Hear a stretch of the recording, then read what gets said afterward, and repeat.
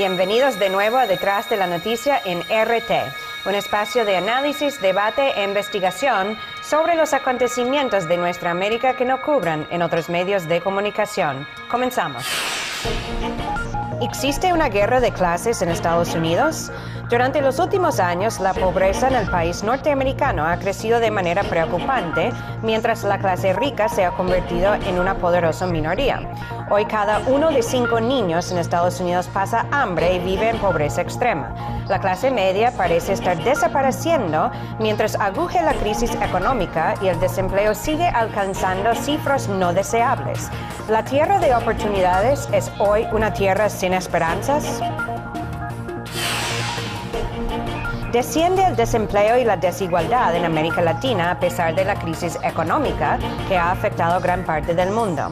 Durante el año 2011, el promedio del desempleo en América Latina y el Caribe descendió a 6.8%, la más baja desde 1990. Hubo un crecimiento económico destacado en la región de 4.5%, que debe mantenerse durante el año 2012. En varios países de la región se han logrado reducir los niveles de pobreza y desigualdad, mientras se alejan más de políticas neoliberales, demostrando que otro modelo sí es posible. Han pasado 10 años desde la apertura del Centro de Detenciones de Estados Unidos en Guantánamo, Cuba, y aunque el presidente Barack Obama prometió cerrarlo, ahora parece haber cambiado de opinión. Con la aprobación de la nueva Ley de Defensa Nacional promulgado por Obama a finales del 2011, Guantánamo seguirá siendo el principal campo de detenciones de los declarados enemigos de Washington. La crisis económica ha tenido un impacto muy fuerte en Estados Unidos. Millones de personas han perdido sus empleos, sus viviendas y sus esperanzas. En un país que tuvo un crecimiento económico muy fuerte, muy poderoso durante el siglo XX, convirtiendo incluso al país en uno de los grandes poderes económicos del mundo y también construyendo una de las clases medias más grandes del mundo. Parece ser que el siglo XXI es su descenso económico. Ya parece que está desapareciendo poco a poco la clase media en Estados Unidos, mientras crece la pobreza. Hoy en Estados Unidos, 1 de cada 5 niños está pasando hambre, está viviendo en pobreza extrema. Hay 60 millones de estadounidenses que viven bajo el límite de la pobreza y hay más de 50 millones de estadounidenses que no tienen acceso a la atención médica, a los servicios sociales. En Estados Unidos, que ha sido conocido como la tierra de oportunidades durante más de 200 años, en donde muchos inmigrantes del mundo se arriesgaban sus vidas para llegar aquí hoy en día, parece ser que todo el contrario está sucediendo hoy en día. ¿Se ha acabado el sueño americano? Vamos a ver más a continuación. Encontrar una fórmula para apuntalar la economía. El presidente Barack Obama ha prometido reducir el déficit del país a largo plazo al presentar su plan de presupuesto para el 2013. El proyecto alcanza 3,8 billones de dólares y se fija en el ahorro en defensa y en el aumento de los impuestos a los más acaudalados. Estamos en el umbral de los cambios. Podemos apostar por un país donde unos pocos viven en lujo y los demás luchan por sobrevivir. O podemos construir el sistema donde todos tienen una oportunidad, un reparte y un aporte justo a la economía. Para conseguir el segundo modelo, no debemos subir los impuestos a la clase trabajadora, a la clase media. Los republicanos recibieron el plan presupuestario de Obama con crítica, advirtiendo de que se trata de una medida discriminatoria hacia la clase rica. Por su parte, elaboran una alternativa que reduciría los programas del seguro médico para los jubilados y otros proyectos sociales sin recurrir al aumento de impuestos. Además, algunos politólogos coinciden en que la iniciativa de Obama es solamente parte de la retórica preelectoral del presidente estadounidense. Yo veo que este es un plan del presidente que es más como un documento político. Si vemos los detalles del presupuesto, vemos que hay muchos intereses que el presidente ha destacado entre el presupuesto que pueden ser utilizados por el presidente como una herramienta de campaña electoral y reconoce que el presidente no cuenta con el apoyo con la Cámara Baja y en lugar de ir al centro, va más a la izquierda. Los estadounidenses denuncian que el país actualmente presenta dos realidades opuestas, donde los ricos se enriquecen y los pobres se empobrecen cada vez más. Según los recientes estudios de Pew Research Center, la percepción de una brecha y tensión social entre los norteamericanos es la más fuerte en los 24 años últimos. Indignados con la agenda impuesta, miles de ciudadanos se agruparon para generar un sólido movimiento Ocupa Wall Street, que según afirman representa los intereses del 99% de la población. Los mismos estadounidenses abogan por más atención del gobierno a los asuntos internos, como por ejemplo al mercado laboral. Estoy buscando cualquier tipo de trabajo. Estoy recorriendo sitios como Starbucks, McDonald's, igual que hacía cuando tenía 17 años. Y esto me hace pensar que mis estudios en la universidad han sido en vano si estoy donde estoy. Ya llevo casi 2 meses demorándome en el pago y no sé cómo arreglármelas. Al igual que los representantes de otros sectores, los estudiantes que atesoraron para pagar sus estudios superiores instan a adoptar una ley que ampare a los prestatarios y les proteja del aumento de interés crediticio. Y es que a las deudas de miles de norteamericanos se suma la deuda federal sin precedentes que ya supera 15 billones de dólares. Con esto, el estadounidense común y corriente espera que no salga perdiendo en medio de una reñida contienda de las recetas económicas y planes presupuestarios. Y ahora, para profundizar más sobre la situación económica en Estados Unidos y este creciente nivel de pobreza, vamos a conversar con José Gabilondo. Él es analista político, está con nosotros desde Miami. Muchísimas gracias, José, por estar aquí en Detrás de la Noticia. Encantado. Bueno, José, ¿a qué crees que se debe esta situación ahora en Estados Unidos, que está creciendo la pobreza? ¿A qué crees que se debe esta situación? ¿Es solamente como resultado de la última crisis económica o es algo más estructural? Yo creo que hay 3 factores. Primero, hay factores estructurales, tendencias en la economía que vienen desde hace tiempo. Segundo, son las consecuencias de la recesión, de la explosión de la burbuja. Y la tercera razón es por factores ideológicos. Ahora, empezando con la primera. Hace tiempo que en el mercado laboral en este país ha habido mayor inseguridad. El poder de los sindicatos se va perdiendo cada vez más. Y cada vez el trabajador en este país tiene menos protecciones. Y eso viene desde hace tiempo. Y también la otra cosa que está pasando en términos macroeconómicos es que el sector financiero se ha vuelto cada vez más poderoso, ocupa una parte mayor de los ingresos del Producto Nacional Bruto y eso ha producido más inseguridad laboral, por una parte. Ahora, la segunda cosa es que esta recesión ha perjudicado a muchas personas que ya eran pobres, están peores porque el Estado ha cortado servicios, ha cortado apoyo de desempleo, varias ayudas domésticas. Y eso significa que si tú ya eras pobre, ahora estás peor. Pero también si antes tú eras marginalmente de clase media, también has perdido mucho. Probablemente has perdido parte de la inversión que tenías ahorrada para tu jubilación. Muchas personas han perdido su trabajo, han perdido su casa, de forma que la gente que no era pobre ahora han sufrido también. Y eso es por causa de la recesión. Pero el tercer factor, y es un factor muy importante en este país, es el factor ideológico. Hay que entender que la vida en este país cambió después de Reagan, porque lo que empezó a partir de los años 80 fue una revolución de la derecha en que ya no se quería gastar lo que antes se gastaba en servicios públicos, ya no se quería pagar impuestos como antes se pagaba, y ese factor ideológico ha perjudicado mucho la situación de la persona pobre.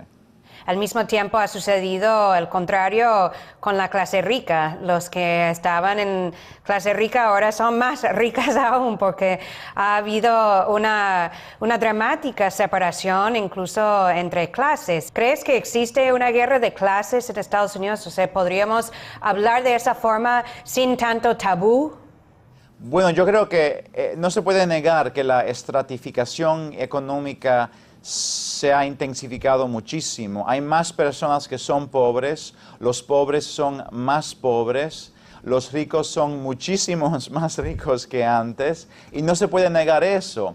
El problema es que en este país es imposible hablar en esos términos por dos razones. Primero, no tenemos un espacio material donde ventilar ese tipo de discurso. Todos los periódicos principales, los medios convencionales no van a hablar en esos términos porque están muy comprometidos con el sistema tal y como está. Y el otro problema en este país es que no tenemos el ideario, no tenemos las categorías sociales, mentales, para articular un argumento crítico de ese tipo y para hacer ese análisis. Y no tenemos ese ideario porque desde 1918 más o menos en este país se ha practicado básicamente un exterminio del pensamiento izquierdista, el pensamiento crítico económico, empezando poco después de la Revolución Rusa, por el miedo que en este país también se iba a dar una revolución de ese tipo. Y yo creo que por eso es muy difícil difundir ese discurso crítico de la guerra de clases, pero es indiscutible, existe y se está poniendo peor. Pero vemos que en otros países en donde hay una mayor inversión social se están logrando mejores indicadores también económicos porque hay más inversión en los servicios públicos para luego impulsar un desarrollo y una producción nacional. ¿Crees que esta actitud y esta manera de recortar toda la inversión social, de enfocar más en lo privado, ha sido un modelo realmente que está fracasando, es decir, que no ha servido bien a los intereses de los estadounidenses? Bueno, eso depende de cuál interés tú quieres, le quieres dar prioridad. Del pensamiento social, el modelo americano ha fracasado, pero hay que entender que nunca fue un modelo social, nunca fue un modelo que quería hacer un reparto justo de lo económico, todo lo contrario. Era un modelo muy capitalista, donde lo que importaba más que nada era el individuo y la libertad. Libertad de triunfar, pero también libertad para fracasar y morirte de hambre. Y me parece muy improbable que vamos a cambiar radicalmente, particularmente si tú notas lo que se oye en las elecciones. Ambos partidos suenan como partidos de la derecha. Ningún partido se quiere comprometer a una inversión social. No obstante, parece que los reclamos del pueblo de Estados Unidos se están aumentando en ese sentido. Muchísimas gracias, como siempre, José Gabilondo, por participar con nosotros aquí hoy. Con mucho gusto. Y como el gobierno anterior de George W. Bush, Obama también está ayudando más a la clase rica y a las instituciones financieras que al pueblo que lo más necesita. Eso parece ser una fórmula para crear más pobreza. Mientras en Estados Unidos crece la pobreza, al sur de su frontera en América Latina está bajando la pobreza, se está reduciendo los niveles de desempleo y también de desigualdad económica y social. Durante el año 2011, en América Latina y en el Caribe también, hubo un crecimiento económico en más de 4.5% y ya está previsto para el 2012 que va a seguir creciendo la economía latinoamericana.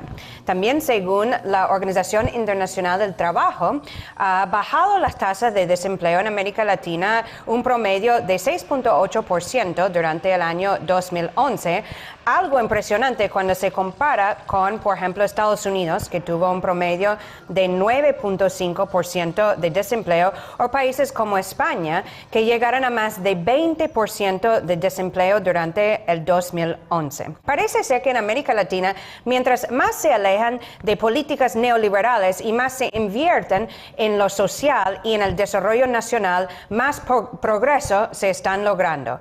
Vamos a ver un poco más sobre este tema en el siguiente reportaje. Contra el viento y la marea financiera. En medio de la recesión que afectó principalmente a Europa y a Estados Unidos, las economías de América Latina muestran cifras positivas de crecimiento. Por ejemplo, el PIB de Venezuela ha crecido un 4% en el 2011, según informa el Banco Central de ese país. Caracas explica estas cifras por el desarrollo del sector de la construcción, y es que gracias al programa estatal denominado Gran Misión Vivienda, fueron edificadas más de 1 millón de casas durante el año pasado. También, en el marco del ALBA se desarrolla una construcción más global, la del espacio económico EcoAlba y la introducción de la moneda regional El Sucre, que hasta el momento sirve para efectuar transacciones virtuales. Pero ¿por qué seguir dependiendo de una moneda extranjera para nuestros intercambios? Entonces, la alternativa es el Sistema Único de Compensación Regional, es decir, se hacen intercambios y tan solo se compensa la diferencia, y lo mismo tenemos que hacer a nivel de UNASUR, y por qué no en el mediano plazo incluso tener una moneda para América del Sur. Los institutos de estadísticas de otros países también muestran tendencias positivas. El año pasado, el PIB de Perú aumentó en casi 7% y México alcanzó alrededor de un 4%. Brasil, la columna vertebral de la economía en la región, también cerró el año con un repunte después de que el gobierno realizó los recortes de las tasas de interés e introdujo los incentivos fiscales. Y aunque los países de la región presentan un amplio espectro de modelos, esta variedad parece no impedirles compartir el ritmo del crecimiento económico. A la vez, algunos expertos apuestan por la diversificación de las rutas comerciales en vez de concentrarlas en una sola región. Para lograr la prosperidad, Latinoamérica tiene que integrarse muy bien en la economía internacional, con no solamente los países tradicionales de Norteamérica y de Europa, sino con todos los países del mundo. Y por supuesto tiene que mantener un plan para mejorar su productividad. Los analistas vinculan la fuerte resistencia latinoamericana ante la recesión con el fortalecimiento de los activos internos, la acumulación de reservas y sobre todo en la baja relación de las deudas con respecto a los PIB. Algunos consideran que mientras el Fondo Monetario Internacional, la Unión Europea y el Banco Central Europeo imponen sus regulaciones en Europa, América Latina se siente más libre a la hora de tomar decisiones. Hubo, de todas maneras, defaults recientes en varios países de América Latina, como Ecuador en 2008 fue el último. El problema un poco se ha relocalizado en Europa. No sé si ha fracasado, ha funcionado el paquete del Fondo Monetario para eso. Lo que es cierto es que problemas de deudas soberanas y grandes ya no son el estigma que tenía América Latina, ya son un estigma ahora de Europa y que se va a quedar en Europa por mucho tiempo. Y aunque la repercusión de la crisis no pasó inadvertida para los residentes del hemisferio occidental, una dinámica favorable hace esperar que las naciones latinoamericanas no repitan el ejemplo de varios países europeos, cuya economía cayó del cielo al suelo. Y para profundizar más sobre la situación económica en América Latina, hoy vamos a conversar con Juan Carlos Zambrana. Él es analista político, está con nosotros desde Washington. Muchas gracias, Juan Carlos, por estar aquí en Detrás de la Noticia. Hola, Eva. Un gusto saludarla. Bueno, Juan Carlos, hemos visto grandes avances en América Latina durante los últimos años en materia económica, o sea, en cuanto a la reducción en pobreza, tanto como en el desempleo. ¿Cómo ves lo que está sucediendo, o sea, en general en América Latina, y crees que va en el camino correcto? Oh, sí. Latinoamérica está viviendo un buen momento porque le ha tocado vivir esta nueva revolución industrial que está siendo liderizada por China, Rusia, India, por primera vez en estado de libertad absoluta para poder relacionarse y vender sus productos a precios de mercado. Entonces, lamentablemente, pues no podemos vivir eternamente de esa forma. Entonces, también tenemos el reto de invertir para añadirle valor agregado a lo que exportamos. Si Latinoamérica logra hacer ese segundo paso en esta década en la cual tiene una bonanza bastante interesante, yo creo que estaríamos ante el umbral pues, de una época histórica para Latinoamérica, ¿no? Claro, bueno, hay varias cosas que señalas, En cuanto a lo que está sucediendo, uno ha sido esa inversión ahora de otros países, que no solamente Estados Unidos, que históricamente ha sido el país dominante en cuanto a la economía latinoamericana. Ahora existe también nuevos mecanismos de cooperación e integración regional que también están ayudando a fortalecer ese crecimiento económico. ¿Cómo ves entonces el desarrollo de la integración latinoamericana en el contexto económico? Y si crees que ha ayudado a América Latina a alejarse un poco de esa dominación estadounidense y de también lo que ha sido la dominación de las instituciones financieras conectadas con Washington, como el Banco Mundial y el Fondo Monetario Internacional. Oh, claro, sin duda alguna.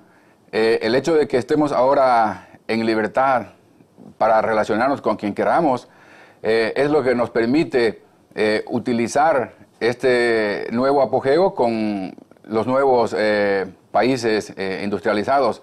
Entonces, Latinoamérica está disfrutando ahora de esta nueva amistad con estos países mencionados, y yo creo que la transferencia de tecnología, que antes no se hacía por ser negociada en estado de dependencia con Estados Unidos, es lo que está haciendo la diferencia, y que yo creo que con esa transferencia de tecnología podemos industrializarnos un poco para hacer de esto algo sostenible, no tan dependiente de las exportaciones de materias primas como era antes. Y un último comentario, Juan Carlos, sobre cómo crees que va a continuar en América Latina la situación económica. ¿Crees que va a seguir creciendo, que el desarrollo se va a seguir consolidando y la pobreza reduciendo, la igualdad también, logrando en la mayoría de los países de la región? Bueno, en la economía todo es variable, ¿no? Porque los factores para analizarlas varían. Entonces, por el momento, se pronostica que el ingreso hacia Latinoamérica va a seguir subiendo, incluso muchísimo, producto de las buenas relaciones comerciales con estos países que hemos mencionado. Entonces, yo creo que si Latinoamérica aprovecha esta época de apogeo y trata de invertir también, aparte de en los sectores que estaban desprotegidos, trata de insertar a esos sectores en la economía productiva nacional, yo creo que le va a ir muy bien. Es algo bueno saber que por lo menos está pasando algo positivo en alguna parte de este mundo. Bueno, muchísimas gracias, Juan Carlos Zambrana, por participar con nosotros aquí en Detrás de la Noticia. Ok, Eva, gracias a ti. Y obviamente la lucha más importante en América Latina es justamente la eliminación de la pobreza, algo que se parece estar logrando poco a poco. Fue una de las principales promesas de campaña de Barack Obama, cerrar el centro de detenciones en Guantánamo, ubicado en una base militar que mantiene Estados Unidos desde hace 100 años en Cuba. Ya la apertura de ese centro de detenciones fue hace 10 años y ha sido bastante criticado por quienes abogan por un trato justo y por la aplicación del derecho internacional. El centro de detenciones en Guantánamo ha sido conocido más bien como un centro de tortura, en donde se viola abiertamente el convenio internacional en contra de la tortura y en donde ha sido utilizado, ese espacio para enviar y detener y interrogar, torturar personas consideradas terroristas por Estados Unidos. Hoy quedan 171 detenidos en Guantánamo y la mitad de ellos han sido ya declarados listos para ser transferidos a otros países. Pero ahora que Obama ha revertido su promesa original y ahora ha firmado una nueva ley de autorización de defensa nacional, en donde se sigue reafirmando el uso de Guantánamo como un centro de detenciones, parece ser que estos detenidos no van a tener la oportunidad de ser liberados o transferidos a otros países. Vamos a escuchar una opinión sobre este tema. El presidente Barack Obama no ha podido cumplir su promesa de cerrar el centro de Guantánamo porque no ha contado con la colaboración que le esperaba, no solo del Congreso de Estados Unidos, sino de la comunidad internacional. En principio, quería trasladar esos presos a diferentes países aliados de Estados Unidos, ya que presuntamente son muchos de ellos terroristas. También quería juzgar a muchos de ellos en tribunales civiles en territorio estadounidense, pero no ha logrado la colaboración de los congresistas de Estados Unidos, que se niegan a que esos presuntos terroristas lleguen a suelo continental de Estados Unidos en lugar de quedarse en la isla de Cuba, donde está Guantánamo. Al pueblo de Estados Unidos le ocurre lo mismo que le ocurre a la comunidad internacional.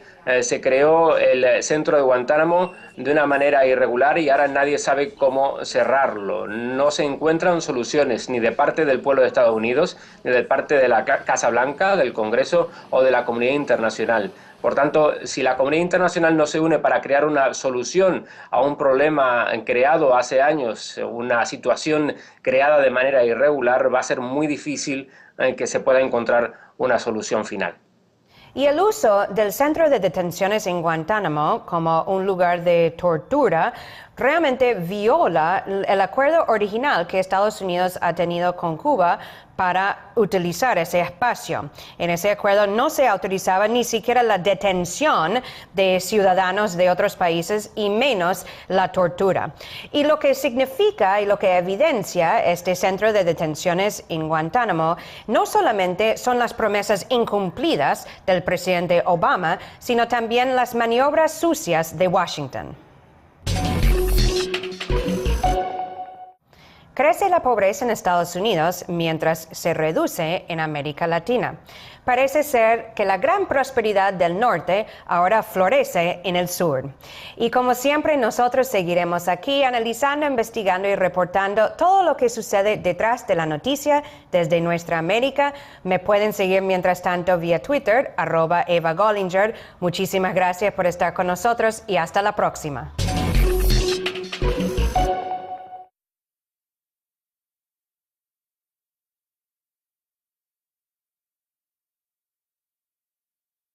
¿Existe una guerra de clases en Estados Unidos? Durante los últimos años, la pobreza en el país norteamericano ha crecido de manera preocupante, mientras la clase rica se ha convertido en una poderosa minoría. Hoy, cada 1 de 5 niños en Estados Unidos pasa hambre y vive en pobreza extrema. La clase media parece estar desapareciendo mientras aguja la crisis económica y el desempleo sigue alcanzando cifras no deseables. ¿La tierra de oportunidades es hoy una tierra sin esperanzas? Y desigualdad, mientras se alejan más de políticas neoliberales, demostrando que otro modelo sí es posible. Han pasado 10 años desde la apertura del Centro de Detenciones de Estados Unidos en Guantánamo, Cuba, y aunque el presidente Barack Obama prometió cerrarlo, ahora parece haber cambiado de opinión. Con la aprobación de la nueva Ley de Defensa Nacional promulgado por Obama a finales del 2011, Guantánamo seguirá siendo el principal campo de detenciones de... Desciende el desempleo y la desigualdad en América Latina a pesar de la crisis económica que ha afectado gran parte del mundo. Durante el año 2011, el promedio del desempleo en América Latina y el Caribe descendió a 6.8%, la más baja desde 1990. Hubo un crecimiento económico destacado en la región de 4.5%, que debe mantenerse durante el año 2012. En varios países de la región se han logrado reducir los niveles de pobreza.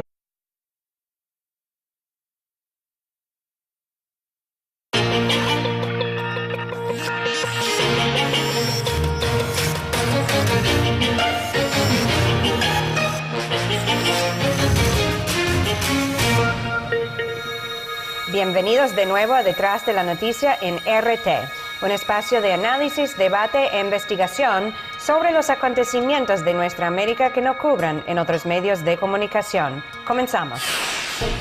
Los declarados enemigos de Washington. La crisis económica ha tenido un impacto muy fuerte en Estados Unidos. Millones de personas han perdido sus empleos, sus viviendas y sus esperanzas. En un país que tuvo un crecimiento económico muy fuerte, muy poderoso durante el siglo XX, convirtiendo incluso al país en uno de los grandes poderes económicos del mundo y también construyendo una de las clases medias más grandes del mundo, parece